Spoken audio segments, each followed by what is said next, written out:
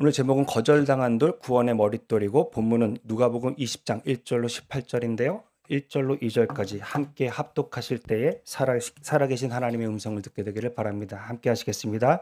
하루는 하루는 예수께서 성전에서 백성을 가르치시며 복음을 전하실세 대제사장들과 서기관들이 장로들과 함께 가까이 와서 말하여 이르되 당신이 무슨 권위로 이런 일을 하는지 이 권위를 준 이가 누구인지 우리에게 말하라.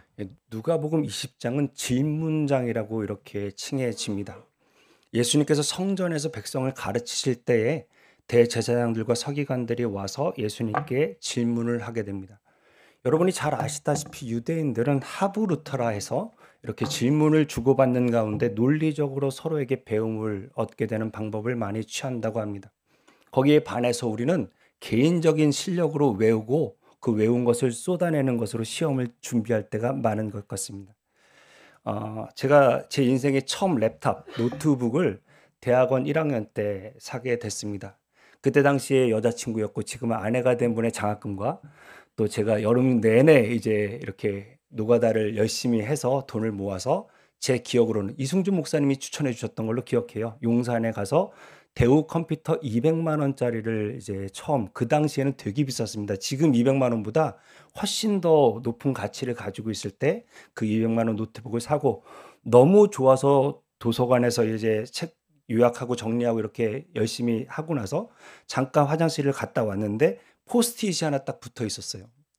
그때 당시에는 노트북 지정석이 도서관에 없었고 그냥 다 같이 썼는데 거기에 노트북 소리가 너무 방해가 되니까 조심해서 써줬으면 좋겠다라는 이런 메시지가 붙어 있는 게 제게는 굉장히 큰 충격이어가지고 아직도 기억이 납니다. 그래서 도서관에 한국에 가면 정말 쥐죽은 듯이 조용하잖아요.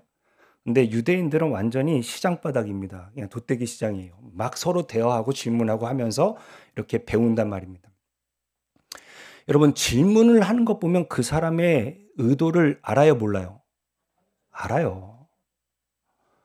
여러분, 질문을 할 때 정말 배움에 갈증이 있어서 질문하는 분들이 있어요. 또 어떤 분들은 본인이 얼마나 많이 아는 것을 자랑하기 위해서 질문하는 사람들도 있어요.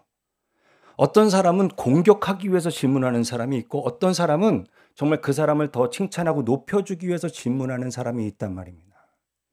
근데 이 누가복음 20장에 여러 가지 질문을 우리 주님께서 받게 돼요. 첫 번째, 그동안 네가 행해왔던 이 모든 일들이 누가 시킨 일이냐? 누구에게 보냄을 받았느냐? 권위가 어디로부터 왔느냐?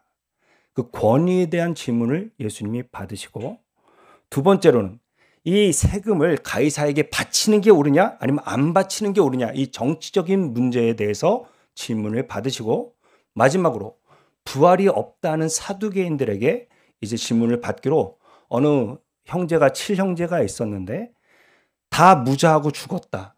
형사치수제로 첫째부터 아내 형수가 이제 첫째가 죽자 둘째, 셋째, 넷째 이렇게 7째까지 이어졌고 마지막에도 자식 없이 이렇게 죽게 됐다. 부활이 있다면 부활하고 하늘나라 갔을 때 이 여인은 누구의 아내가 되겠는가라는 종교적 부활의 문제에 대해서 질문을 받게 됩니다. 오늘은 그 권리에 대한 질문을 그들이 왜 했으며 우리 주님은 어떻게 대답을 하셨는지를 통해서 우리에게 주시는 하나님의 메시지를 나누고 싶습니다. 여러분, 예수님이 공생애를 시작하시고 나서 우리 대제사장들과 서기관들은 많이 위축됐던 것 같습니다. 특별히 여러분 지금 종려주일에 낙이 타고 예루살렘에 입성하는데 백성들이 종려나무 가지를 흔들고 옷을 깔면서 호산나 주의 이름으로 오시는 이여 막 이렇게 찬송이 울려 퍼지는데 그것을 보고 아마 엄청난 위기의식을 느꼈던 것 같아요. 이제 백성들이 우리에게 영권을 뒀고 인기도 줬는데 따라줬는데 이제 그 모든 인기와 권위가 다 예수님께 가버린 것 같습니다. 또 성전 비즈니스를 그들이 가지고 있었습니다. 원래는 예배를 돕는 목적으로 좋은 의도로서 시작된 것 같습니다. 여러분 보시기 왼쪽에 있는 동전 위쪽이 세겔입니다. 그리고 아래쪽이 데나리온, 드라크마 뭐 이렇게 당시에 통용됐던 로마의 화폐입니다. 유대인들은 성전세를 바치게 되는데 저렇게 카이사르, 그러니까 티베리우스인데 저 사진은 황제의 흉상이 있는 것을, 그리고 황제의 어머니 또는 로마가 숭배하는 여신상이 있는 저 동전을 성전세로 내는 것이 합당치 않다 해서 일상 중에는 데나리온을 쓰다가도 성전세를 바칠 때는 세겔이라는 저 화폐, 그러니까 앞면에는 만나 항아리, 뒷면에는 석류 새송이가 이렇게 그려져 있는 세겔로서 환전하여 성전세를 바치게 됐고, 또 여러분 1년에 3번 정도 예루살렘에 와서 몸으로 와서 제사를 지내야 되는데, 여러분 갈릴리에서 양 끌고 올라오기가 쉬워요, 어려워요?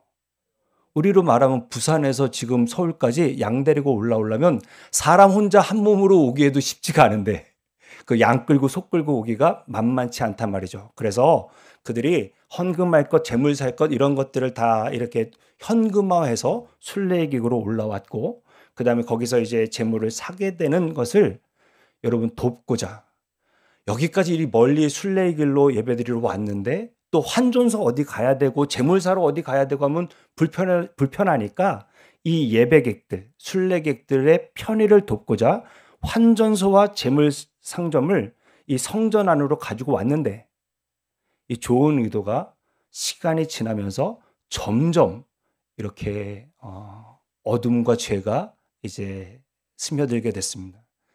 여러분 돈이 왔다 갔다 하면 견물생심이라고 또 사람들이 다 이제 원치 않는, 의도치 않은 그런 거래들이 왔다 갔다 하면서 자연스럽게, 여러분 이 비즈니스는 실패할 수 없는 비즈니스입니다. 그냥 무조건 되는 비즈니스니 얼마나 이게 경쟁이 치열했을 것이며 또 그 가운데 어떤 그런 비리들이나 이런 것들이 없었겠어요. 왜냐하면 이것 따면 되니까 많은 돈을 썼을 거고 투자했을 거고, 그 투자한 돈을 회수해야 되니까 또 달라졌겠죠. 요세푸스의 기록에 보면은 이 환전하는데도 엄청난 그런 이익을 취했고, 또 시중에 이렇게 파는 소와 양의 무려 16배 정도를 이 성전 지점에 있는 제사용품점에서 받았다고 그렇게 기록하고 있습니다. 그러니까 여러분 생각해 보세요. 예배를 드리러 왔는데 특별히 예루살렘 금교회는 자기가 기른 양과 소 중에 가장 아름답고 살찐 거를 하나님께 드리겠다고 데리고 왔는데 이건 안 된다는 것입니다. 이게 왜 안 돼요? 그랬더니 그 검소하는 제사장이 매직 검정펜 들고 있다가 점 하나 딱 찍어놓고 이래서 안 돼. 점도 흠도 없어야 돼. 그럼 저는 어떻게 해요? 저쪽 가면 제사용품 파는 데가 있어. 가면 KS 마크, 제사에 합격품 받은, 도장 받은 재물들이 있으니까 그거 가져와. 해서 가봤더니 영 비루 먹은 것들 뿐입니다. 그래서 그때 당시에 속담에 소를 바치려고 가져왔는데 비둘기 바치고 돌아간다라는 말이 있을 정도로 이 성전의 비즈니스가 굉장히 뭐랄까요? 사람들의 마음을 아프게 하고 어떤 사람들에게 큰 이익을, 어두운 이득을 줬던 그런 비즈니스를 이 사두개인들, 대제사장들이 감당하고 있었단 말입니다. 그런데 예수님께서 예루살렘 입성하자마자 이렇게 행하십니다. 같이 누가복음 19장 바로 앞장입니다. 45절 46절을 읽습니다. 시작. 성전에 들어가사 장사하는 자들을 내쫓으시며 그들에게 이르시되 기록된 바 내 집은 기도하는 집이 되리라 하였거늘 너희는 강도의 소굴을 만들었도다 하시니라. 그러면 저는 분명히 이게 잘못된 일이라고 알고 있었다고 생각합니다. 하나님이 원치 않는 일이다. 주님께서 내 아버지 집은 만민이 기도하는 집이라. 어떻게 강도의 구려를 만드느냐 이렇게 얘기하고 꾸중하셨잖아요. 많은 사람들이 이 성전 시스템 이대로는 안 된다고 생각했을 것이고 그거를 주관하는 사람도 아니라는 걸 알고 있었을 텐데 그것을 고칠 수도 없고 돌이킬 수도 없습니다. 여러분 돈으로 이렇게 카르텔이 딱 형성되면 여기서 바른 소리하고 이 시스템을 어떻게 손대기가 어려운 것입니다. 근데 주님이 알면서도 회개하지 않는 그들에게 오셔서 다 내쫓으시고 다 뒤집어 엎으시고 그 다음에 하나님의 말씀으로 권면하시면 어떻게 될까요? 어떻게 해야 돼요, 여러분? 회개해야 되는 거 아닙니까? 돌이켜야 되는 거 아닙니까? 그런데 그들이 예수님께 와서 이렇게 질문합니다. 2절 같이 읽어봅니다. 읽겠습니다. 시작. 말하여 이르되 당신이 무슨 권위로 이런 일을 하는지 이 권위를 준 이가 누구인지 우리에게 말하라. 여러분, 이 질문의 의도가 뭐예요? 궁금해서? 혹시 무슨 권위로 이런 일을 하셨을까? 뭐 이런 마음으로 찾아왔을 것 같으세요? 여러분, 이 질문은 정말 너무나 교만하고 너무나 악한 그런 질문입니다. 네가 무슨 자격으로 성전에 와서 가르쳐? 너 어느 신학교 나왔어? 우리는 7년 공부하고 하나님 앞에 서약하고 안수함으로 목사가 됐어. 너 어디서 뭐 하다가 있는지도 모르는데 어디 감히 성전에 와서 누굴 가르쳐? 이 마음으로 와서 지금 예수님께 물어보고 있습니다. 네가 감히 우리의 밥그릇을 뒤집어? 이런 마음으로 찾아와서 무슨 권위로 이런 일을 했는지, 권위를 준 이가 누군지 당장 우리에게 말하라. 이렇게 질문하고 있는 것입니다. 그 질문에 우리 주님께서 이렇게 반응하십니다. 3절 4절 읽어봅니다. 읽겠습니다. 시작. 대답하여 이르시되 나도 한 말을 너희에게 물으리니 내게 말하라. 요한의 세례가 하늘로부터냐 사람으로부터냐? 여러분, 하나님으로부터 오는 하나님의 말씀, 하나님의 아들의 말씀을 듣지 않는 사람은 다른 새로운 말씀을 들을 수가 없습니다. 본인이 아는 지식을 행하지 않는 사람은 새로운 지식이 있을 필요가 없습니다. 진정한 요한의 세례를 통하여 말씀을 통하여 회개의 역사가 일어나지 않으면 여러분, 성령의 세례, 예수 그리스도의 세례 구원의 역사는 일어날 수가 없습니다. 말씀이 있는 곳에 하나님 나라가 서는 줄로 믿습니다. 말씀이 있는 곳에 죽었던 영혼이 살아날 줄로 믿습니다. 여러분, 정말 기가 막힌 질문의 답입니다. 요한의 세례, 회개의 세례를 받지 않는 사람은 예수 그리스도의 세례를 이해하거나 받아들일 수가 없는데, 이렇게 주님께서 요한의 세례가 하늘로부터냐 사람으로부터냐라고 물어보심으로 그들의 질문의 모든 의도를 완전히 파쇄하십니다. 그들이 고민하면서 이렇게 생각합니다.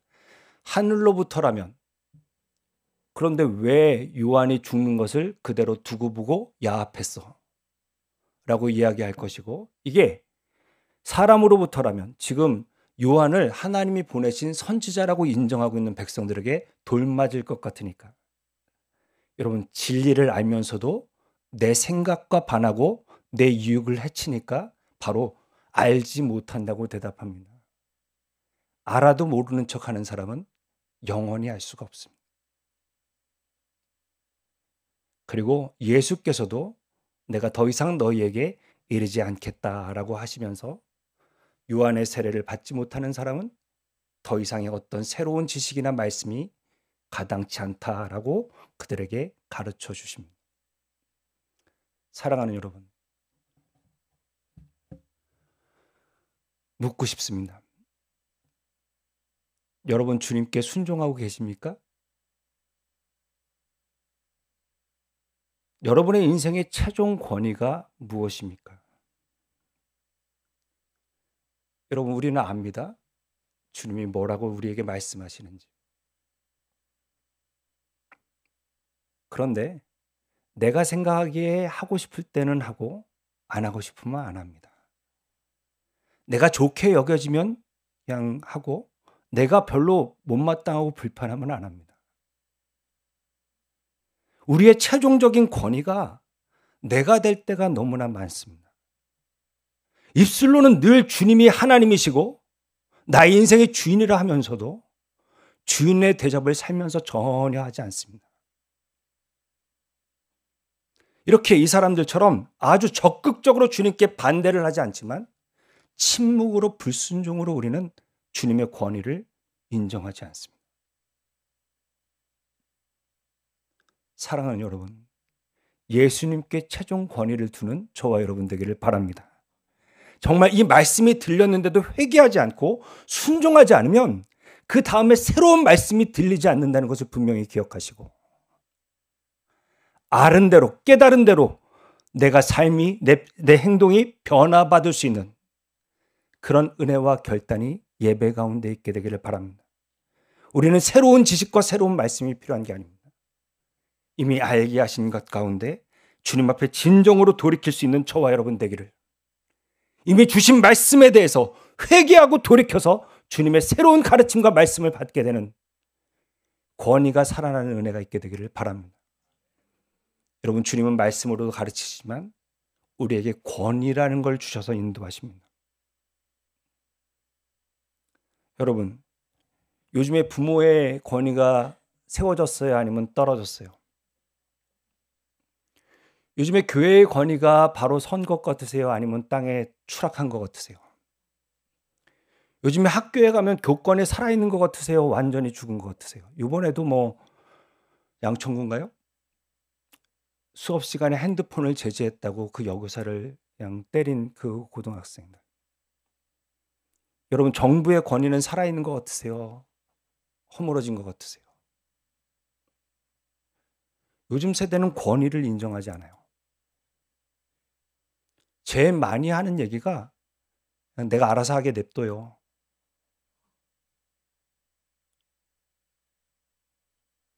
여러분, 순종이라는 것은 내게 손해가 있을 때에도, 내가 그렇게 동의하지 않더라도 절대적으로 따르는 것을 순종이라 합니다. 내가 하고 살 때만 하는 이 선택적 동의지 순종이 아니에요. 근데 얼마나 많은 크리스찬들이 주님께 최종 권위를 드리지 않고 주님께 이런 질문을 하는지 몰라요. 이거는 주님을 인정해 드리는 질문이 아닙니다.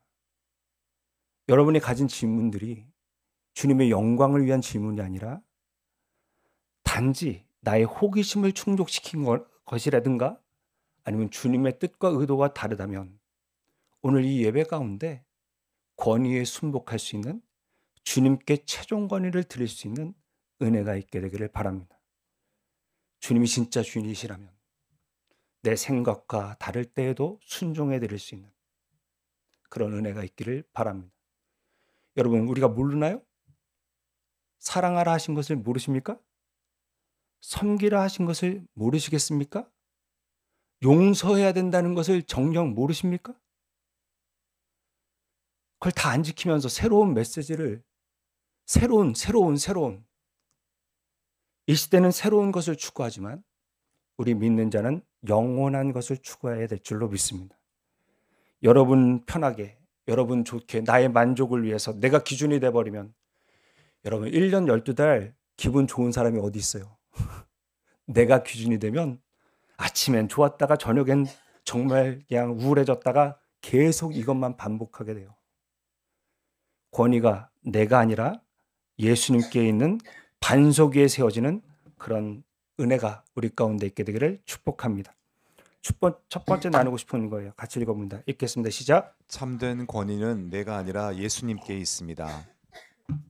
예수님이 세우신 권위와 주신 말씀을 순종해 드릴 수 있는 은혜가 있기를 바랍니다. 나는 우리 학생부가 좋은 선생님 만나라고 기도하기보다 우리 학생부를 만난 선생님들이 내가 교사인 것에 대해 보람을 느낄 수 있게 해달라고 기도해요. 아, 내가 교사 되기를 너무 잘했다. 애들이 다 내 말을 안 듣고 그렇지는 않구나. 나의 진심을 알아주는 학생들도 있구나 라는 마음을 가지게 할 수 있는 그런 좋은 학생들이 되시기를 축복합니다. 우리 성도님들도 그걸 꼭 가르쳐 주시기를 바랍니다. 아멘이십니까? 예, 두 번째. 그러면서 바로 비유를 주시면서 이제 이렇게 가르쳐 주시죠. 한 사람이 포도원을 만들었대요. 농부들에게 세를 주고 타국에 가서 오래 있었답니다. 때가 이르렀고 포도원 소출에 얼마를 바치게 하려고 한 종을 보냈는데 그 종을 때렸다. 다른 종을 보냈더니 때리고 능욕했다. 세 번째 보냈더니 종도 상하게 하고 내쫓았다. 그래서 아들을 보내면은 이제 존대하리라 생각을 했고 아들을 보냈더니 이제 포도원 밖에 내쫓아 죽여버렸다라고 이런 비유를 들어주십니다. 여러분, 포도원 주인은 누굴까요? 하나님이세요. 농부들은 누굴까요? 대제사장 서기관들 종교 계급일 거예요. 그럼 아들은 누굴까요? 예수님일 겁니다. 여러분, 우리는 이 비유를 보면서 또 남의 얘기는 정말 쉽게 생각합니다. 그래서 포도원 이 악한 농부들을 봐라 막 이러면서 판단하고 정죄하죠. 그리고 또 포도원 주인도 마음에 안 듭니다. 아니, 속된 말로 싹스를 보면 알아야지. 종들한테 저렇게 하면 아들한테는 잘하겠어? 안 보내셨어야지. 뭐 이런 생각들이 앞서게 되는 것 같습니다. 적어도 저는 이 본문을 대할 때 그런 생각이 들었던 것 같습니다. 합리적인 생각으로 보면 종 보내고 말아야지. 근데 왜 이렇게 계속해서 보내셨을까? 왜 아들까지 보내셨을까? 이것은 여러분, 이 포도원 주인과 우리와의 관계가 아버지와 아들이기 때문에 그렇습니다. 저는 여러분 많이 말씀드리지만 저희 아버지가 굉장히 엄하셨어요. 그래서 아버지랑 같이 있는 게 우리 학생부 때는 불편했습니다. 아버지가 출장 간다 그러시면 그렇게 좋아했어요, 제가. 저희 아버지는 이제 출퇴근 시간도 거의 뭐 일정하신 분입니다. 그래서 열심히 TV 보다가 이제 아버지 오실 때 되면 끄고 들어가서 공부하는 척하면 아버지는 들어오셔서 조용히 TV 뒤에 손을 대십니다. 다 나와. 그래가지고 또 혼나고. 얼마나 불편해요. 제가 하고 싶은 거는 못하게 하시고 제가 하기 싫은 건 자꾸 이걸 해라 이렇게 하시니 얼마나 불편해요. 좀 가만히 좀 냅두지, 내가 하고 싶은 대로. 그래서 아버지 출장 간다 그러면 그렇게 좋았어요, 저는. 또 왜 아버지는 이렇게 나를 불편하게 하지? 아버지는 왜 이렇게 나를 이렇게 힘들게 하지? 근데 여러분, 우리 아버지가 왜 그러셨을까요? 나 힘들게 하려고? 훌륭해지라고. 나중에 후회하지 말라고. 뭐 아들 잘 키워서 노후 대비하시려고 그랬을까요? 아니, 저희 아버지는 내가 네 노후 걱정을 해주고 죽을 판이다 이렇게 늘 얘기하셨어요. 왜 그러셨을까? 철이 나고 알게 됐어요. 아버지가 날 괴롭게 한 게 아니라 내가 진짜 아버지를 많이 괴롭혔구나. 아들의 이 모습을 보고 진짜 마음이 아프셨겠구나. 계속해서 여러분, 이 메시지가 옵니다. 제가 우리 성도님들께 남이나 친구나 후배들에게 해주고 싶은 메시지가 있는데 몇 번 정도 하실 수 있겠습니까? 이 사람이 안 들으면. 그랬더니 대부분 3번이라 그랬습니다. 여러분, 3번 하고 메시지가 없어지는 게 아니라 이제 말해도 안 들으니까 이제 내가 무시당하고 싶지도 않고 나도 인격이니까 말을 안 한다 이렇게 대부분 얘기하셨어요. 근데 제가 그분에게 물었습니다. 혹시 아들한테는 몇 번 하시겠습니까? 3번만 하고 마시겠습니까? 왜 이렇게 계속 종들을 보냈을까요? 왜 마지막에 아들까지 보내셨을까요? 여러분, 요즘에 저희가 아버지에게 전화를 늘 드립니다. 아버지와 대화는 늘 똑같습니다. 건강 괜찮나? 교회는 무탈하나? 면목 뭐이나? 헌금은 얼마나? 요즘에 생활은 되나? 내가 너와 너의 교회를 위하여 기도한다. 이 얘기가 정말 늘 녹음기 틀듯이 똑같은 대화입니다. 맨날 똑같은 얘기하는 거 전화하지 말까요? 그렇게 생각할까요, 제가? 아니요. 전화 드리는 게 너무 기쁘고 감사합니다. 그리고 그 얘기가 재승아, 내가 너를 사랑한다라는 말로 들립니다. 똑같은 얘기인데 늘 새롭게 들립니다. 여러분, 이 포도원 농부들이 포도원 주인에게 억압을 당하고 내 권리를 빼앗긴다고 생각하니까 자기 것 삼으려고 지금 이러는 거 아닙니까? 착각 아니에요?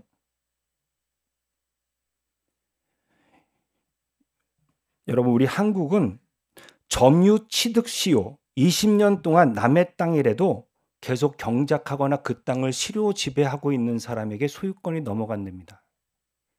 주석을 보니까 유대인들은 3년 동안 포도원에 재배하고 그것을 일정 부분 주인에게 바치지 않으면 그 땅을 가질 수 있는 권리가 생기는 모양입니다. 그러니까 오랫동안 주인이 오지 않았으니까 조금만 더 있으면 견디면 내 땅 되겠지 생각하고 이들이 아들까지 잡아 죽인 것 같습니다.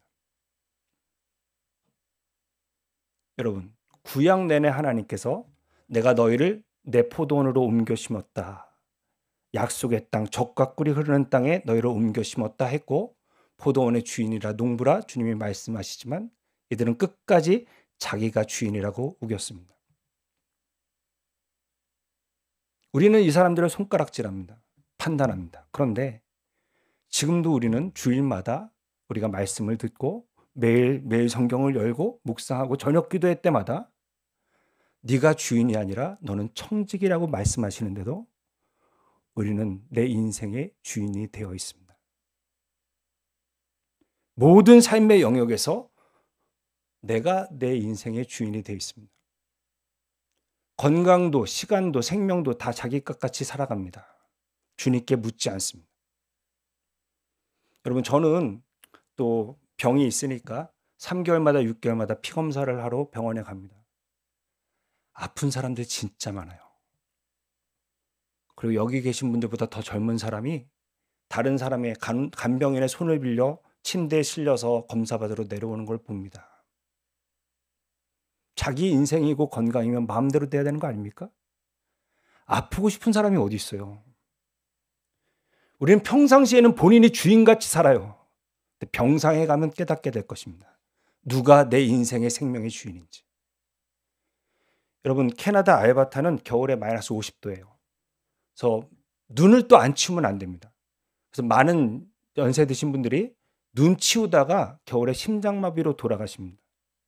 저희 아버지는 입버릇처럼 하나님이 나를 그렇게 불러가셨으면 좋겠다.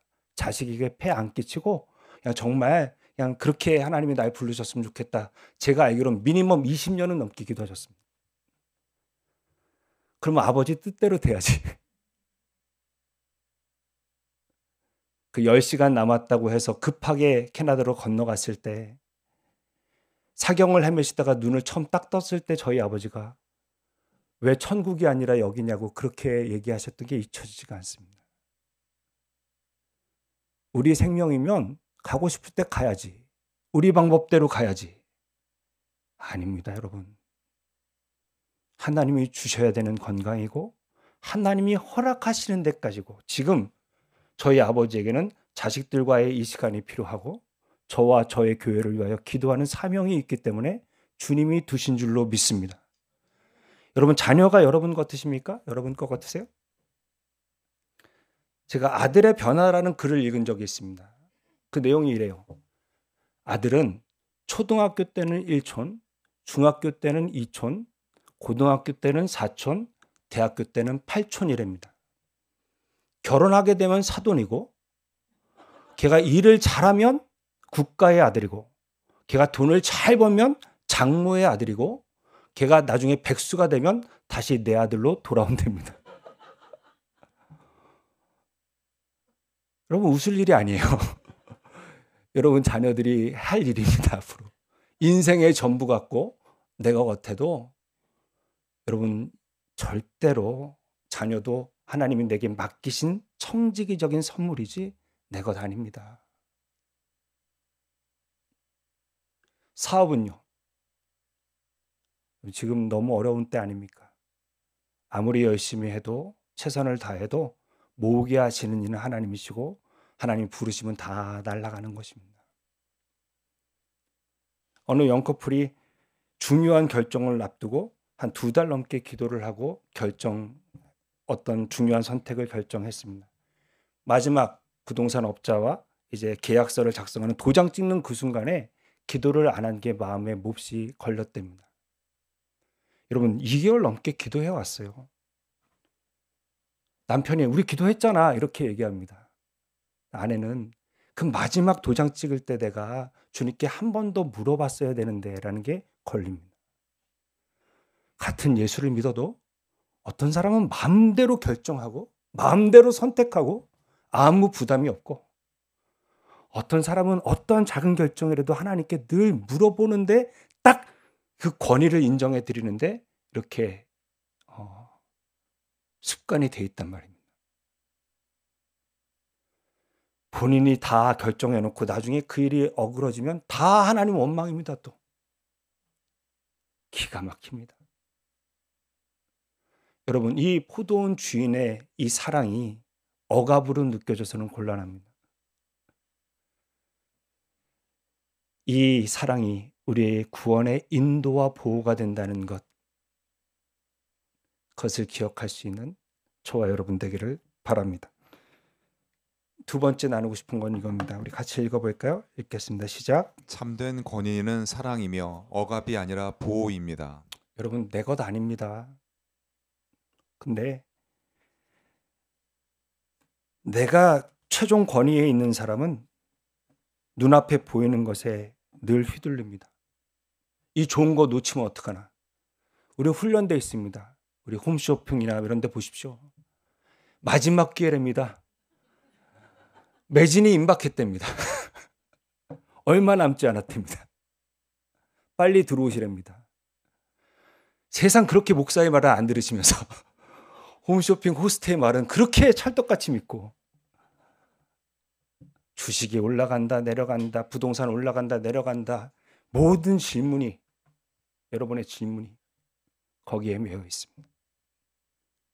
부디 이 하나님의 메시지가 우리의 권위가 되기를, 매일 성경을 통하여 주시는 메시지가 우리의 권위가 되기를, 참된 권위, 입술로만이 아니라 내가 싫고 내가 어려워도 따르는 그런 권위가 되기를 축복합니다.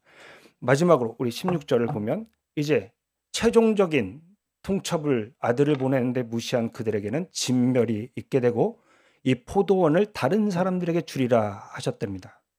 사람들이 그렇게 되지 말라고 얘기했고 17절에 그들을 보시며 이렇게 말씀하십니다. 기록된 바 건축자들의 버린 돌이 모퉁이의 머릿돌이 되었느니라 함이 어찌미냐 했는데, 이 기록된 데는 시편 118편 22절 23절인데 거기는 여러분이 읽습니다. 시작. 건축자가 버린 돌이 집 모퉁이의 머릿돌이 되었나니 이는 여호와께서 행하신 것이요 우리 눈에 기이한 바로다. 여러분, 건축자는 누굴까요? 대제사장들, 종교 지도자들. 버린 돌, 무슨 돌일까요? 예수 그리스도. 그다음에 새 성전을 짓느니 우리 하나님이실 것입니다. 여러분, 종교 지도자들은 이 머릿돌 대신, 구원의 머릿돌 대신 주님을 소용없다, 쓸모없다 생각하고 그 권위를 무시하고 버려버렸습니다. 그러나 이 버린 돌을 우리 하나님께서는 새 성전을 지으면서 예수 그리스도를 머릿돌로 삼으셨습니다. 이 일은 참 기이하고 여호와께서 행하신 일은 우리가 다 알 수 없으나 영적인 신비일 것입니다. 20장 18절은 이렇게 마무리됩니다. 같이 읽어볼까요? 읽겠습니다. 시작. 무릇 이 돌 위에 떨어지는 자는 깨어지겠고 이 돌이 사람 위에 떨어지면 그를 가루로 만들어 흩으리라 하시니라. 예, 이 돌을 반대한 사람들의 위에 떨어져서 완전히 가루가 되어 산산조각 박살이 날 것입니다. 이제 이 구성전 시스템, 그동안에 수많은 기회를 줬던 그들, 그리고 결국은 아들을 거절했던 그들에게 이뤄지는 심판이 이제 우리가 앞으로 이제 성경을 묵상하면서 알게 되고 배우게 되는, 이미 했죠. 지난주에 우리가 알게 되는 그 사건이 이루어질 것입니다. 그리고 그들에게 빼앗아 다른 사람에게 주겠다. 이 다른 사람은 12사도, 교회의 영적인 지도자가 될 것입니다. 예수 그리스도께서는 새롭게 지어지는 새 성전의 모퉁이 돌이 되시면서 구원의 근간, 반석이 되시는 분인 줄로 믿습니다.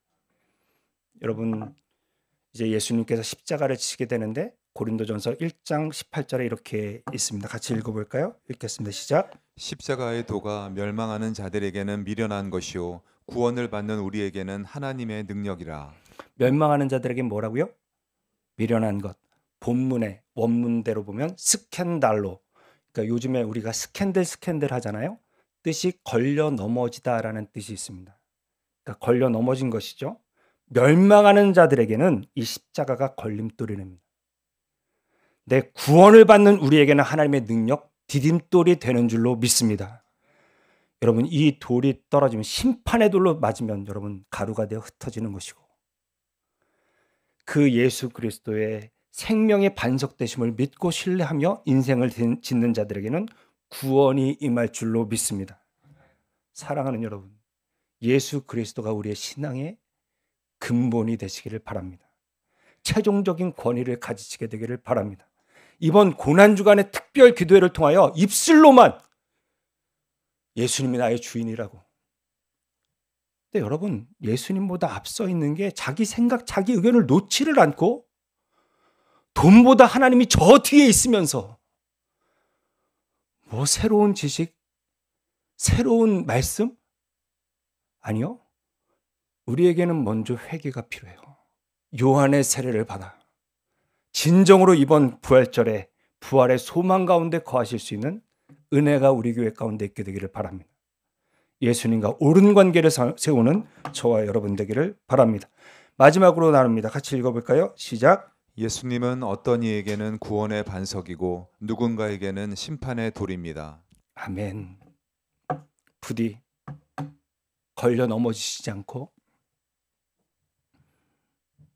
예수님을 생명의 반석으로, 구원의 반석으로 삼을 수 있는, 예수님이 최종 권위가 되는, 예수님이 나의 자유를 제한하시거나 내 것을 빼앗는 분이 아니라 구원을 향한 인도와 보호자 되심을 믿고 주님께 나아오는 저와 여러분 모두가 되기를 축복합니다. 우리 함께 주신 말씀을 생각하며 기도했으면 좋겠어요.